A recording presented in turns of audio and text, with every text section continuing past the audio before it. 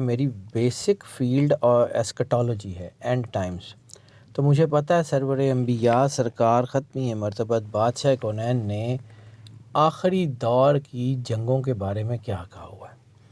رسالت مآب سرور انبیاء صلی اللہ علیہ وآلہ وسلم بادشاہ کونین کی احادیث میں ویل للعرب ویل للعرب ویل للعرب یہ 3 مرتبہ سرکار نے فرمایا، اور یہ ویل للعرب والی حدیث بڑی لمبی حدیث ہے اور اس میں بہت کچھ بیان کیا ہوا ہے۔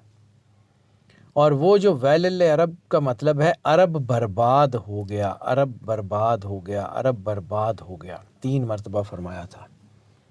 ان حدیثوں کو اگر جوڑیں نا تو اس میں ایک بہت بڑا نام ہے شیخ عمران حسین، جو آج بھی موجود ہیں۔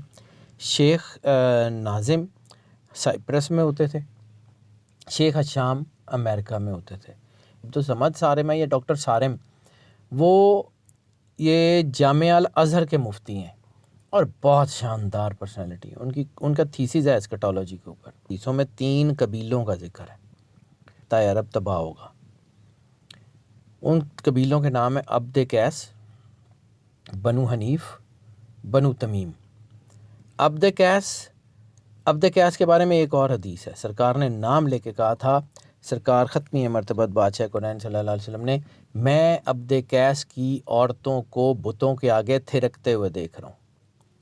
پھر ایک اور حدیث ہے کہ خطہ عرب اس وقت تک برباد نہیں ہوگا جب تک عرب کے بادشاہ بت پرستوں کے ساتھ مل کے بت پرستی نہ شروع کر دیں۔ عبد قیس کہاں آباد ہے؟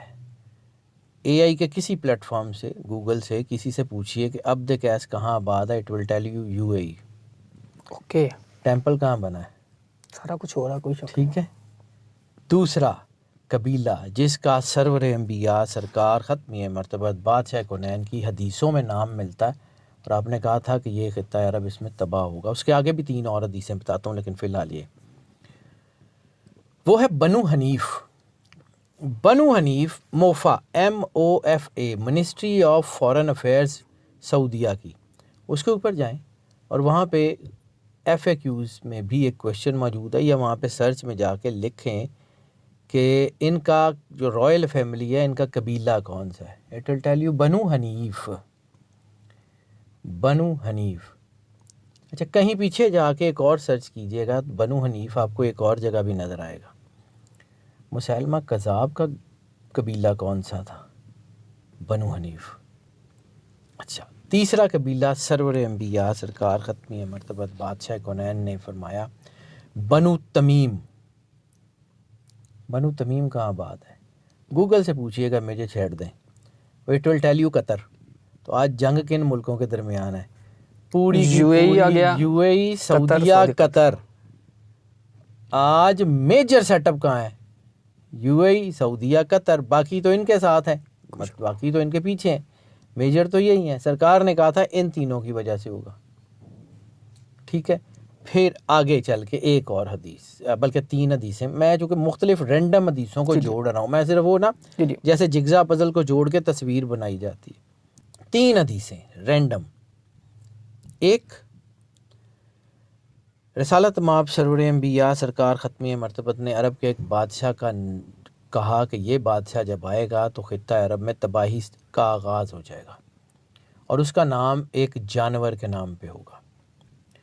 فہد چیتے کو کہتے ہیں، شاہ فہد کے دور سے چیزیں ٹریگر ہوئی تھیں۔ ٹھیک ہے۔ دوسرا، آپ نے کہا کہ جب عرب میں عبداللہ نام کا بادشاہ آئے گا تو جو ہے وہ آخری زمانے کے آثار شروع ہو چکے ہوں گے۔ کوئی شک نہیں۔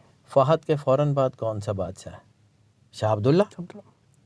اس کے بعد ایک اور حدیث، اس میں بادشاہ کا نام نہیں لیا، لیکن آپ نے فرمایا کہ خطہ عرب کا ایک بادشاہ دنیا سے جائے گا، اس کے بعد 3 شہزادے حکومت کے لیے آپس میں لڑیں گے اور مدینہ ویران ہو جائے گا۔ یس، بالکل۔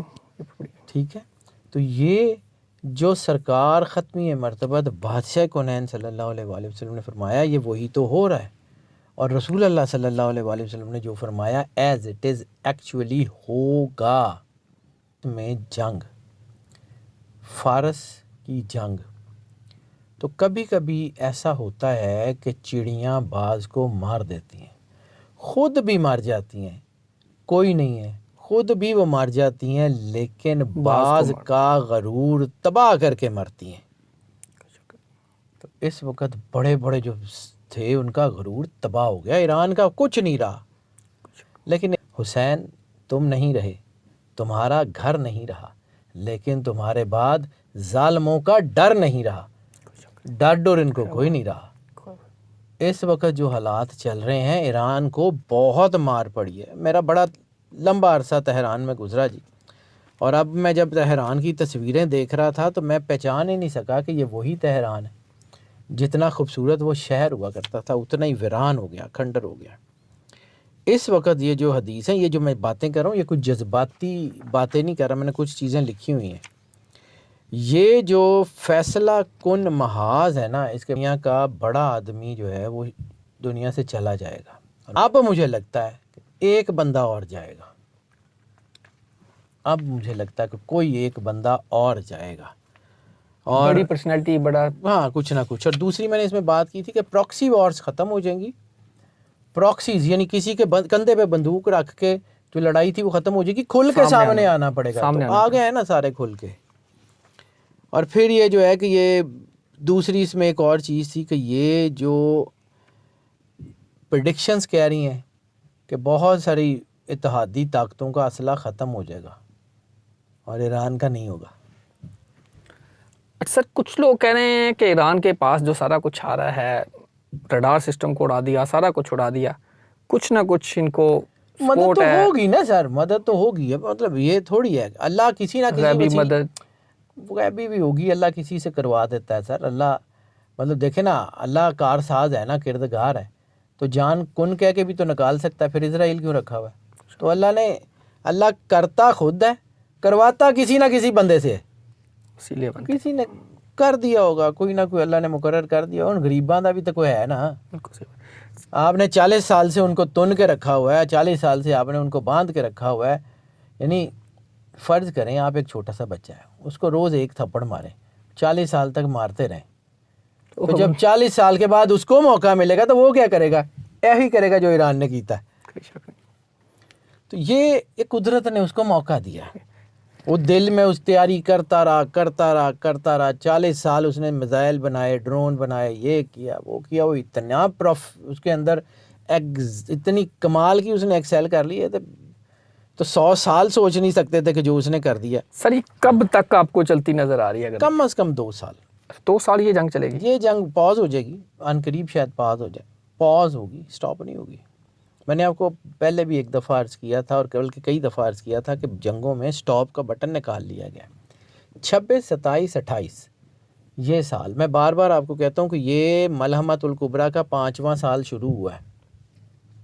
6واں اور 7واں سال سرکار ختمی مرتبت بادشاہ کونین صلی اللہ علیہ وآلہ وسلم کی حدیث میں ملحمۃ الکبریٰ کا ذکر ہے. 7 سال کی بڑی جنگ. یہ اسی ملحمۃ الکبریٰ کے 5ویں سال میں ہم کھڑے ہیں. ذرا ایسے پیچھے کر کے دیکھیے گا، پچھلے 5 سال سے لڑائیاں شروع ہوئی ہیں، کہیں ادھر کہیں ادھر کہیں ادھر. سرکار نے کہا تھا کہ جو ہے وہ شام اس وقت تک برباد نہیں ہوگا جب تک بصرہ برباد نہ ہو. تو پہلی جنگ کہاں لگی تھی؟ داعش نے پہلا حملہ کہاں کیا تھا؟ بصرے میں. بصرے کے بعد شام میں، شام سے پھر لبنان میں، لبنان سے پھر فلسطین میں، فلسطین سے پھر ایران میں، ایران سے پھر گلف میں. اور اب لوگوں کو یہ بات میری بڑی عجیب سی لگتی ہے لیکن اگلا ٹارگیٹ ہم ہے. کبوتر کی طرح آنکھیں بند کر کے بیٹھ جائیں تب بھی. ماشاءاللہ ہماری آنکھیں کھلی، اب ہم الرٹ ہو گئے ہیں. سر اللہ نے کر دیتا ہے.